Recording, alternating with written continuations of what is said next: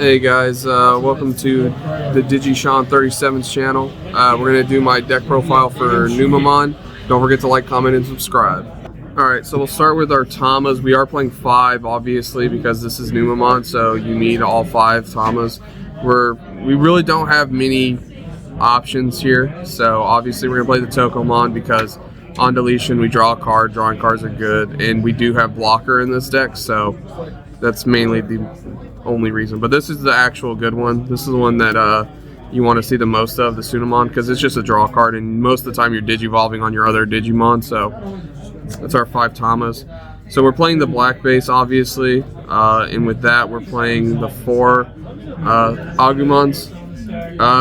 There were a lot of times this tonight where I promoted and gained the memory off of it.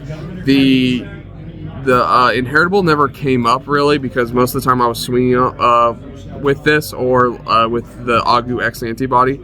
There were some times where I would digivolve and make a line, but most of the time I had already killed my opponent by then, so very good card. And then the reason why we're playing that Agumon is because we do play 3 copies of Agumon X antibody. This card searches all the best cards in your deck, adds a black tamer, which we do play, adds the Numemon X, the Monzimon X, etc. So adds all the best cards in this deck, so very good card. Next, probably the, I don't know, 2nd or 3rd best card in the deck. This card's running rampant everywhere. It's Rookie Rush all over again, Ukomon. There's not much to say about this card. This card is just everywhere right now. Being able to promote, hatch again, gain a memory, and then just continue your... This is why we play 5 Tamas. But this is the main reason why this deck is... I don't want to say the main reason why, but it's definitely enabling it. Yeah, for so sure. it's definitely... This is the one of the rush parts. Next we're playing 4 BT15 Numemons.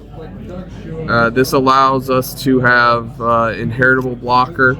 It also allows us to give Digimon Rush if we have the Satsuki, or Sean likes to say it's Satsuki in hand. We can tuck it and give something Rush. I do not say it with a southern accent. How dare you? There were plenty of times tonight where I would float into something or and then go into this and then give that Digimon Rush, like the Monzimon with security attack +1. So that always felt really good because you don't have to target this and give this Digimon Rush. It says a Digimon, so that came up a lot tonight. Very good card. Next we're playing 4 copies of BT11 Numemon. It's Garamon. This is probably one of my other favorite cards in my deck because it allows me to trash the Platinum Sukumons. No, I'm sorry, the Platinum Numemons, and draw 2 cards. So it's the problem with this deck is sometimes you can just run out of cards in your hand, and this always feels really nice seeing. It can also be like a good opener too, just being able to draw more cards. So very good card. This card was a card I didn't see too often tonight, but it did feel nice when I did get it on deletion. It also has inheritable blocker. I think it has to be a Monzimon, right? Yeah. It has to be a Monzimon or Numemon, but all your names are that except for your top end, like level 7s. So those one game blocker, but sometimes I felt like I played more of these because, like I said, if my hand was running low, it's on deletion would be nice, and you could add, I think, multiple cards with it, right? Yeah, it's Monzi in there, man. So you can add multiple cards off of it. So it always felt nice when it did come up the 1 or 2 times it did. The real king of this deck, the real toxic trait card. We're playing 4 copies of Numemon X antibody. I mean, it's just floating. It's regular flex floats. It's inheritable floats. You can just play level 6s for free off of this card. Like, sure, that's fair. So I mean, I don't know what else to say about this card. You play this in combination with like Cool Boy. You're gaining memory. You're gonna swing at your opponent's security. You're gonna float. I mean, there's not much more that can be said about this card. It's just... Try the deck out, and you guys will understand why that card's very good. Fair and balanced. Next, we're playing 4 copies of RB1 Monzimon. I'm not going to say this card was entirely necessary. After playing tonight, its on play and when digivolving is really nice to give -3000 DP and -1 security.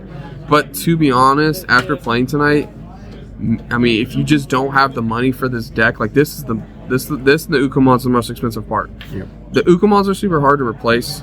I don't know what you could replace those with. But this, you could play the Armor Purge card if you really wanted to play this deck and say you have the Ukomons, but you don't have the Monzimons. You could play the Armor Purge version. Because I mainly liked this card for the security attack +1 inheritable. Now, the -1 security and 3000 DP did come up tonight. I'm not going to say it was completely useless. I'm just saying if you want to play this deck and just happen to have the Ukos and don't have this, you can play the Armor Purge card. So, still very good card. Liked it, but I don't think it was entirely necessary. And then we're playing 2 War Room Monzis. I actually really like this card a lot tonight, being able to de-digivolve. Like, I would Monze X cards, like, and give it -DP and then play this, and then de-digivolve it and then kill the stack. That was one way I could deal with bigger Digimon. Because if you don't have a wide enough board, it's kind of hard for you to kill your opponent's Digimon or handle, like, their board.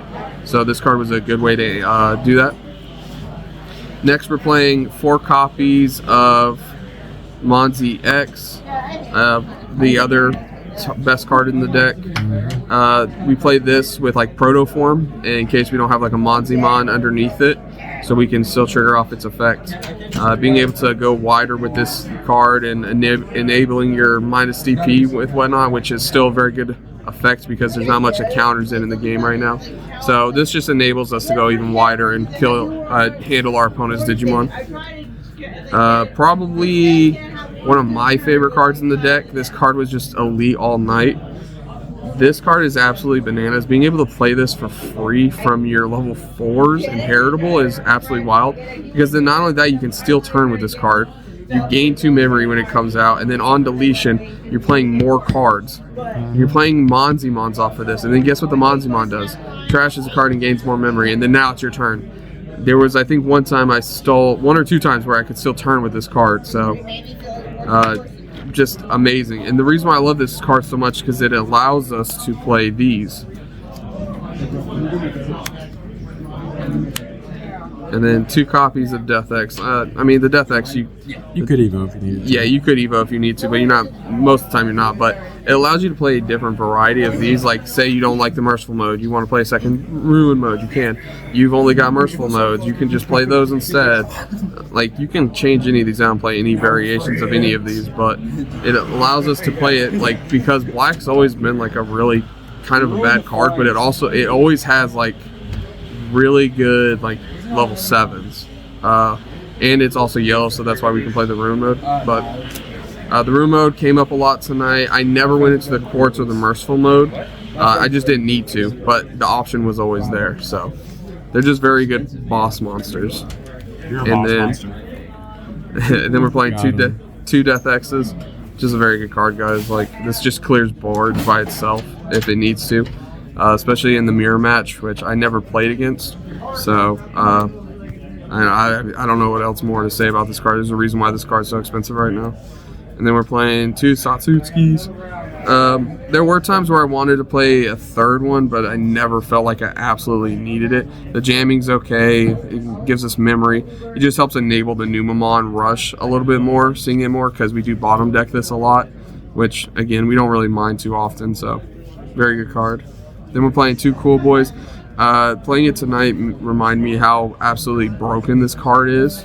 Just being able to gain memory and draw cards for free. This card just over time, like over matches, this card becomes like a +5 to 6 memory and draw cards. So absolutely worth its value.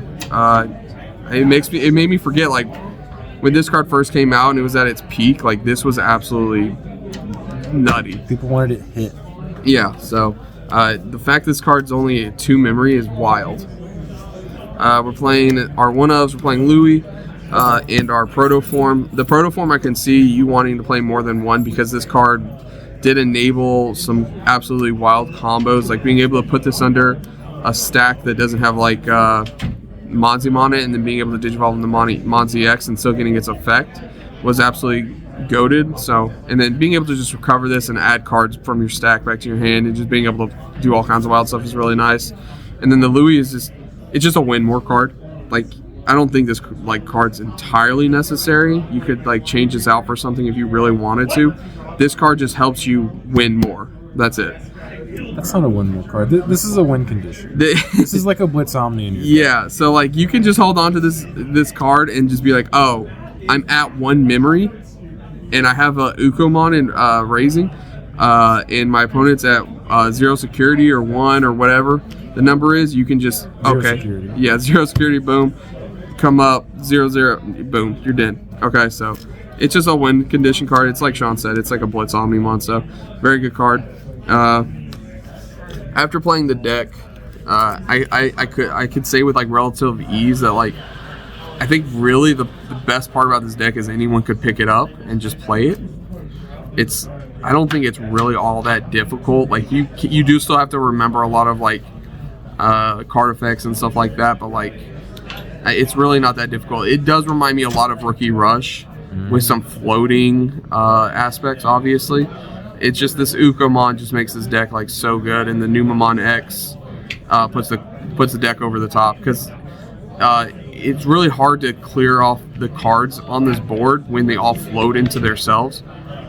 You just have to hit them hard enough to whittle them, like just to hit them hard enough to where they can't recover, and just hope that they just don't open very well and they start running out of cards in their hand, because it's really hard to catch back up with this deck if you start running low on cards in your hand and you're just not seeing the pieces you need.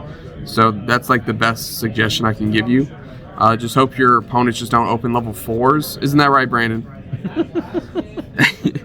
Alright, so that's it, guys. Don't forget to like, comment, and subscribe, and we'll see you next time.